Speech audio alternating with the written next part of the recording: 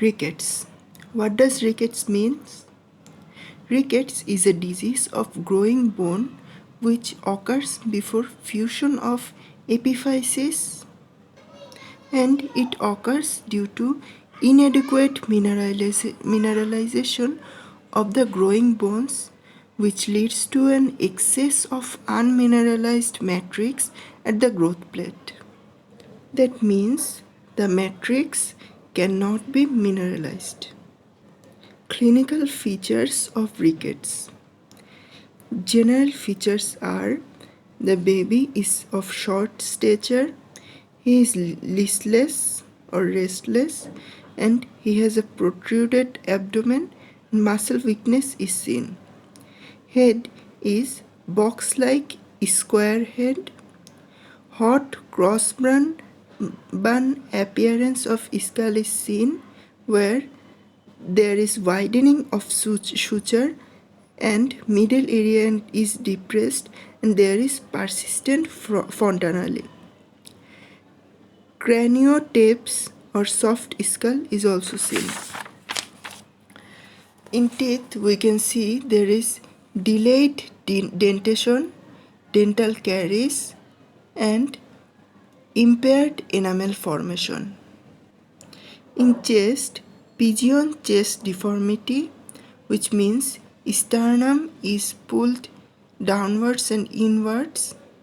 Then painful ricketic rosary, which at costochondral junction is seen, which means there is prayer bead appearance at the junction of ribs and costal cartilage. Harrison sulcus is also seen, which means there is depression of ribs due to pull of the diaphragm muscle.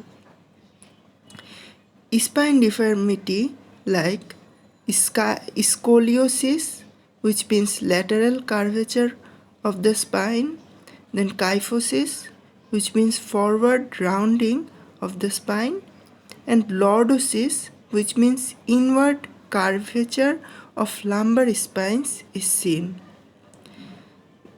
This may lead to recurrent respiratory infections. In the extremities, we can see that there is widening of wrists and ankles.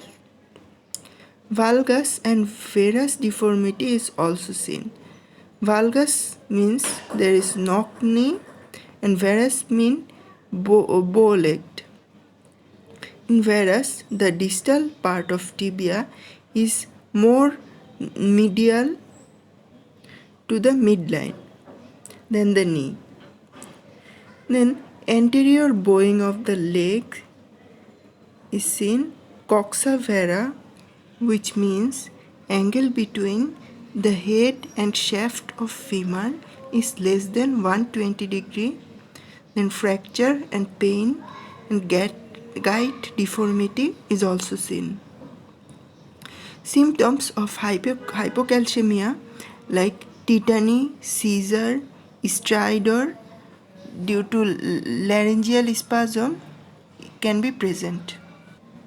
In case of familial hypophosphatemic ricket, the deformity of limbs are more prominent than other manifestation.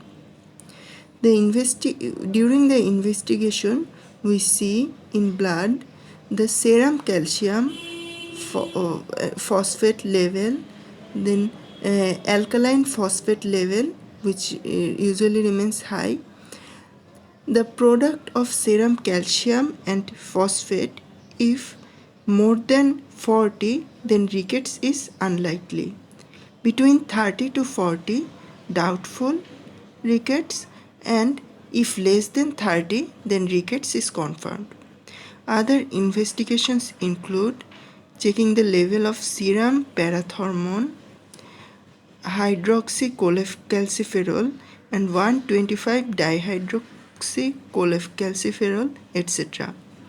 In case of familial hypophosphatemic rickets, urinary phosphate should be done.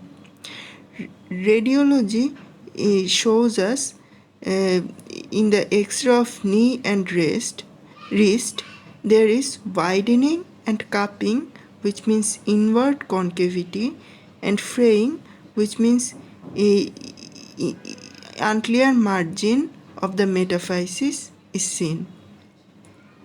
There is wide gap between epiphysis and metaphysis. The density of shaft of bone is reduced, which means osteopenia occurs, and deformity of long bone may be present.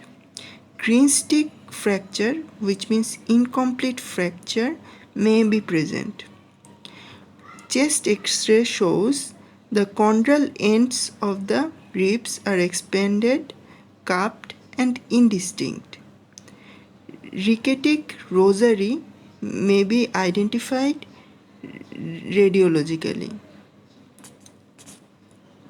Then treatment options are: in nutritional rickets, we have to give high dose of vitamin D3, which is 2000 to 5000 international unit, and we should give vitamin D3 daily for 4 to 6 weeks, or 3 to 6 lakhs international unit vitamin D3 is given on a single day.